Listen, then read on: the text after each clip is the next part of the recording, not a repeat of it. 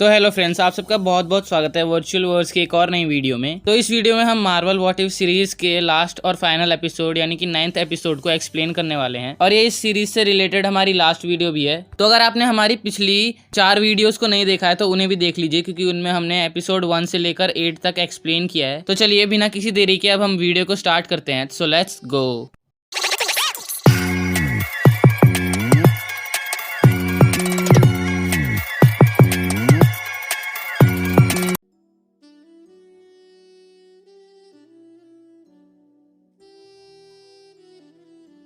तो एपिसोड 9 की स्टार्टिंग में हमें captain America the winter soldier movie का वो सीन देखने को मिलता है जहां पर कैप्टन अमेरिका एक स्मगलर्स से भरे शिप पर पहुंचते हैं उन्हें रोकने के लिए। पर यहां पर कैप्टन अमेरिका की जगह होती है कैप्टन कार्टर और सब कुछ वैसा ही चल रहा होता है जैसा कि मूवी में होता है। लेकिन तभी हमें वहां पर दिखता है वॉचर और वो कैप्टन कार्टर से कहता है कि तुम्हें चुन लिया गया है। इसके नेक्स्ट सीन में हम देखते हैं कि तचाला यानी कि स्टार लॉर्ड पीटर क्विल को उसके डैड यानी ईगो से बचाता है और यहाँ पर भी हमें वॉचर दिखता है और वो स्टार लॉर्ड से भी कहता है कि तुम्हें चुन लिया गया है। तो फ्रेंड्स, इसके नेक्स्ट सीन में हम देखते हैं निडावेलर जहाँ पे हमें ईट्री, गमोरा और टोनी स्टार्क दिखते हैं। तो फ्रेंड्स, आप सब सोच रहे होंगे कि ये कौन सा यूनिवर्स है। तो मैं आपको बता दूं कि व्हाट इफ के सीजन 1 में टोटल 10 एपिसोड्स होने वाले थे, लेकिन उनमें से एक एपिसोड को कैंसिल कर दिया गया और उसे सीजन 2 में शिफ्ट कर दिया गया है। तो इस यूनिवर्स की स्टोरी तो हम सीजन 2 में ही देख पाएंगे। तो चलिए हम अपनी वीडियो में आगे बढ़ते हैं। तो फ्रेंड्स, वॉचर हमें यहाँ पर भी दिखता है और वो गमोरा को अपने साथ ले जाता है। इसके बाद वकांडा से किलमोंगर को और उसके बाद फिर थॉर को। इसके नेक्स्ट सीन में हम देखते हैं कि जितने भी सुपर हीरोज को वॉचर ने किडनैप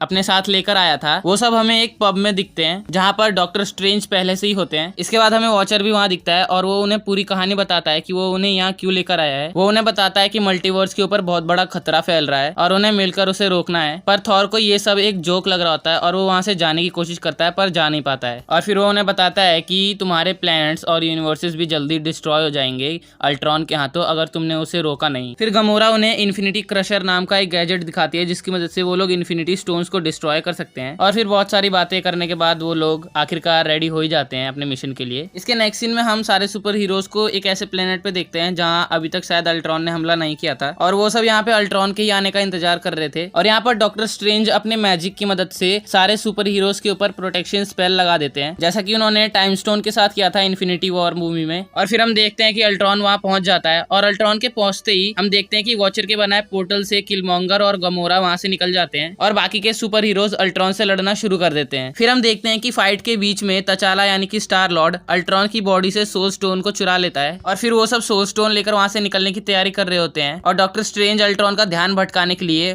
उसके ऊपर ज़ॉम्बीज की बारिश कर देते हैं जिन्हें हमने एपिसोड 5 में देखा था। और इन्हीं ज़ॉम्बीज में होती है स्कारलेट विच और स्कारलेट विच अल्ट्रॉन की बैंड बजाना शुरू ही करती है कि अल्ट्रॉन पूरे प्लेनेट को ही उड़ा देता है। इसके बाद हमें सारे सुपर हीरोज उसी यूनिवर्स में दिखते हैं जहां से अल्ट्रॉन बिलोंग करता है। और फिर नताशा वहां आती है और उनसे सोल स्टोन छीन लेती है, पर कैप्टन उन्हें बताती है कि हम बुरे लोग नहीं हैं, हम तुम्हारे ही साथ हैं, हमें अल्ट्रॉन को रोकना है। पर तभी अल्ट्रॉन वहां आता है और उनसे सोल स्टोन लेने की कोशिश करता है और उनके बीच फिर से फाइट शुरू हो जाती है। और फाइट के बीच में अल्ट्रॉन एक ऐसा अटैक करता है जिससे पूरा का पूरा सोलर सिस्टम या फिर एक गैलेक्सी तो डिस्ट्रॉय हो ही जाती है, लेकिन डॉक्टर स्ट्रेंज अपने टाइम स्टोन का यूज करके उसके अटैक को रिवर्स कर देते हैं और अल्ट्रॉन के अटैक को अपने अंदर एब्जॉर्ब कर लेते हैं। और फिर डॉक्टर स्ट्रेंज अपनी पावर्स का यूज करके अल्ट्रॉन को बहुत बुरी तरीके से पीटते हैं और उसे अपने मैजिक स्पेल में जकड़ लेते हैं। और फिर वो लोग इन्फिनिटी क्रशर की मदद से सारे इन्फिनिटी स्टोन्स को डिस्ट्रॉय करने की कोशिश करते हैं, पर वो कर नहीं पाते। फिर अल्ट्रॉन उन्हें बताता है कि हर यूनिवर्स के इन्फिनिटी स्टोन्स एक जैसे नहीं होते और इन्फिनिटी क्रशर अपने यूनिवर्स के इन्फिनिटी स्टोन्स को डिस्ट्रॉय करने के लिए बना है, इसीलिए जरूरी नहीं कि वो हर यूनिवर्स के इन्फिनिटी स्टोन्स को क्रश कर पाए। इसके नेक्स्ट सीन में हम देखते हैं कि अल्ट्रॉन को सारे स्टोन्स फिर से मिल गए और वो फिर सुपर हीरोज पे अटैक करना शुरू कर देता है और डॉक्टर स्ट्रेंज उन सबको अपनी पावर्स की मदद से बचाने लगते हैं। और फिर नताशा को हॉगाई का वही एरो दिखता है जिसमें कि आर्निम जोला का एआई वायरस होता है और वो कैप्टन कार्टर की मदद से उस एरो को अल्ट्रॉन पे चला देती है और फिर आर्निम जोला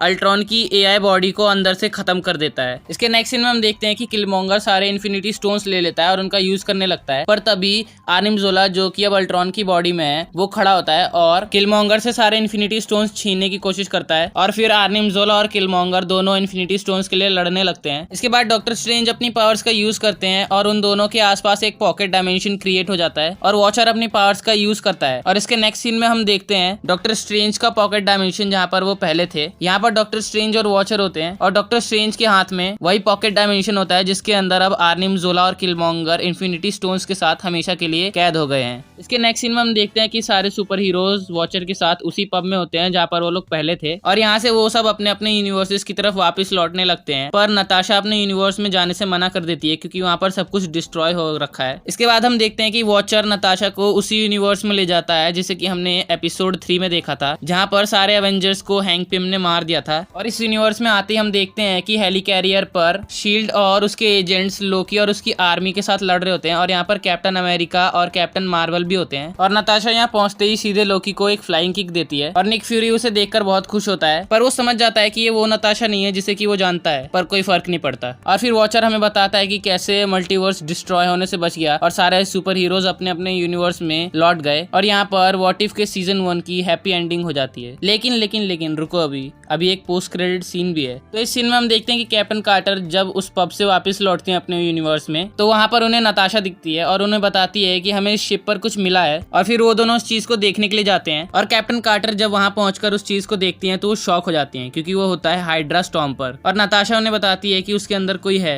और मेरे हिसाब से इसके अंदर और कोई नहीं बल्कि स्टीव रॉजर्स ही होगा। तो दोस्तों इसी के साथ साथ फाइनली अब ये एपिसोड 9 हुआ यहाँ पे खत्म। तो दोस्तों व्हाट इफ का 9th एपिसोड बाकी सारे एपिसोड से सबसे ज्यादा अमेजिंग था। तो अगर आपको ये वीडियो अच्छी लगी हो तो इस वीडियो को लाइक कीजिए और हमारे चैनल को सब्सक्राइब करना ना भूले। तो हम आपसे मिलेंगे वर्चुअल वर्ल्ड की किसी और वीडियो में, तब तक के लिए गुड बाय।